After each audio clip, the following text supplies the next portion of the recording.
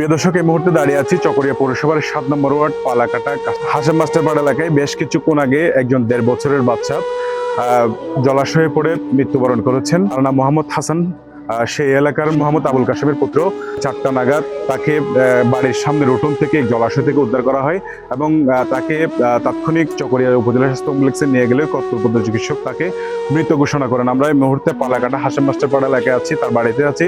তার পরিবারে ইতিমধ্যে শোকের মাতম চলছে এবং স্থানীয় এবং পরিবার সূত্রে আমরা যেটি জেনেছি, বিকাল ৪টা নাগাদ সে ১.৫ বছরের বাচ্চাটি হঠাৎ বাড়ি থেকে বের হয় অসাবধানত অবস্থায়।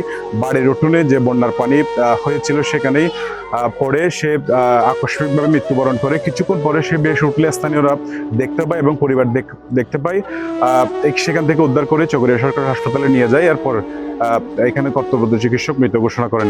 এই মুহূর্তে তার বাড়িতে শোকের মাতম চলছে। আমরা এখানকার স্থানীয়দের সাথে কথা বলবো এবং পরিবারের সদস্যদের সাথে কথা বলবো।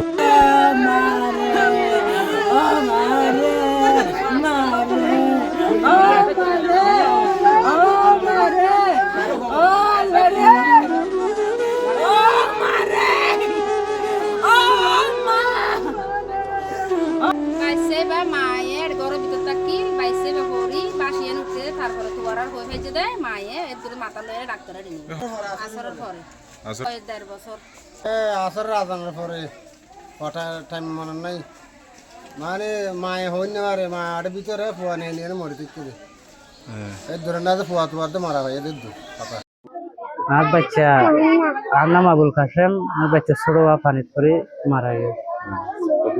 এই ৪টা আর ৫টা বাজে দিয়ে।